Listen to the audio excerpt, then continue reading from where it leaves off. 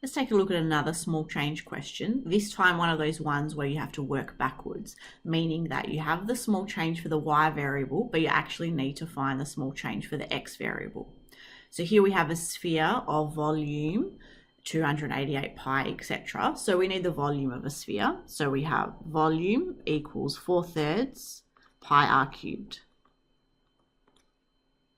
And what we know from the question is that the small change in the volume is 5, and so that means we want to find the small change in r, as in the x variable. So we started off the same way. So the small change in volume is given by differentiating the volume. We get 3 times 4/3, which is 4 pi r squared, multiplied by the small change in r. And at this point, we do what we would normally do with small change. We start substituting in the values that we have. So we have 5 is equal to 4 pi. And this is where we run into an issue because we don't actually have the radius. So what we need to do is go ahead and work out the radius.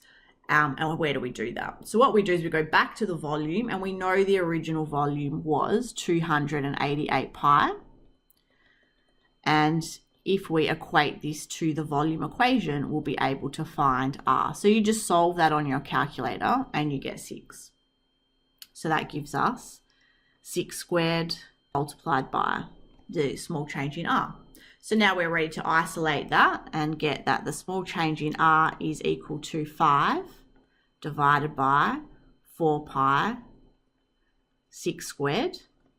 And if you do that, you end up with 0.011.